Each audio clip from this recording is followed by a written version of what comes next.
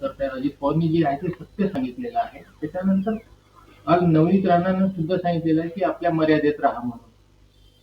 असं आहे की अजितदादांनी पिंपरी चिंचवडच्या महानगरपालिकेच्या प्रचारामध्ये ते बोलले आणि त्यांचा बोलाचा उद्देश असा होता की ती देशातली सर्वात चांगली महानगरपालिका होती. एवढ्या मोठ्या त्याच्यावर फंड्स ज्यावेळेस अजितदादांजवळ असताना सर्वात श्रीमंत महानगरपालिका होती आणि 10 वर्षाच्या कार्यकाळात ज्यावेळेस भाजपची महानगरपालिकेवर पिंपरी चिंचवडच्या सत्ता असताना ती पूर्ण नेस्तनाबूत झाली.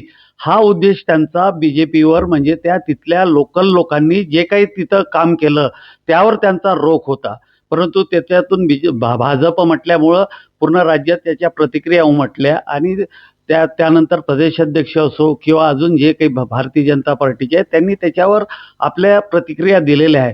परंतु ज्यांची लायकी नाही अशा त्या माजी खासदार नवनीत राणा अजितदादासोबत अजितदादावर आरोप करून आल्या. अजितदादामुळं त्यांना खऱ्या अर्थानं लोकसभा पाहायला मिळाली. अजितदादा नसते तर त्यांना लोकसभासुद्धा पाहायला मिळाली नसती.